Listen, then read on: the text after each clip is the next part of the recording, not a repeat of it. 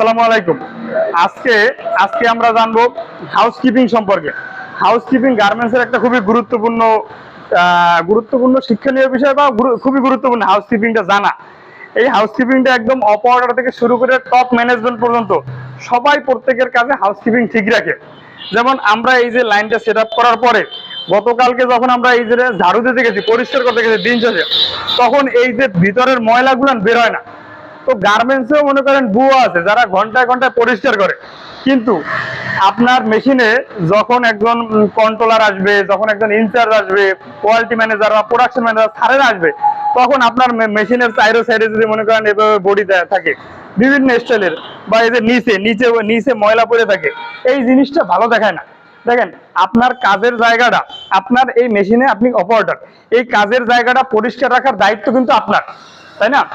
যে অপারেটর সুন্দরভাবে গুছিয়ে কাজ করে, ওই অপারেটর দিক সিনিয়রদের নজর বা চোখ ভালোভাবে থাকে যে না, ও অনেক পরিপাটি, ওর কাজের কোয়ালিটি ভালো, ওর কাজের ব্যবহার ভালো, অল এভরিথিং ভালো। এজন্য হাউসকিপিং খুবই গুরুত্বপূর্ণ। আর আমরাও এখানে যারা কাজ করবো, আমরা তো এখানে ব্যাচ কাজ করি, তাই না? 3 ঘন্টা 4 ঘন্টা। তো আমরা যখন ব্যাচ শেষে চলে যাবো, দয়া করে আমার যে মেশিনের সাইডে যে ময়লাগুলো আছে পা দিয়ে বের করে দিলে মাঝখান থেকে পরিষ্কার করা কিন্তু সহজ, কিন্তু ওই মেশিনের চিপাই ঢুকে কিন্তু পরিষ্কার করা খুব কঠিন। এই জন্য এই প্র্যাকটিসটা আমরা এখান থেকেই শুরু করি, এই অভ্যাসটা এখান থেকে শুরু করি। গার্মেন্টসে এখনো অনেক অপারেটর আছে 2 বছর 3 বছর হয়ে গেছে, মাইকিং করে বলতেছে যখন অডিট আসে হাউসকিপিং ঠিক করেন, ওরা জানেই না হাউসকিপিং কি। বাট আপনারা এখান থেকেই জানা গেলেন যে হাউসকিপিং মানে হলো যে আমি যে এরিয়াতে কাজ করি, আমি যে জায়গাটুকু কাজ করি, ওই জায়গাটা সুন্দরভাবে গুছিয়ে রাখা, পরিপাটি রাখা, ময়লা আবর্জনা তেল অয়েল কিছু পড়া থাকবে না। আপনারা কি বুঝতে পারছেন? সুতরাং ভাই, আমরা চাই যে আমাদের এখান থেকে যারা যাবে তারা যেন টপ লেভেলের অপারেটর হয়। আপনারা যখন কাজ করবেন তখন দেখবেন লাইনের ভিতরে, একটা লাইনে যদি 20 জন অপারেটর থাকে, 2-3 জন অপারেটর দিক সুপারভাইজার, কন্ট্রোলার, ইনচার্জ সবাই খুব তাদের প্রশংসা করে। কারণ কি?